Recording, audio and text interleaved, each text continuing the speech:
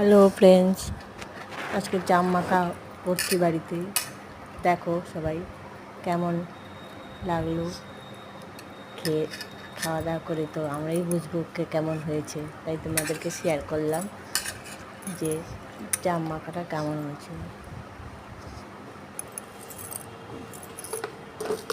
চটকে নিয়ে নিলাম, তারপরে চিনি দিয়ে দিলাম কিছুটা। আমরা একটু ঝাল পছন্দ করি, আমার বর পছন্দ করে না তো ঝাল, তাই চিনি একটু বেশি দিয়েছি। বিট নুন দিয়েছি পরিমাণ মতো, যে যেমন পছন্দ করে তেমন।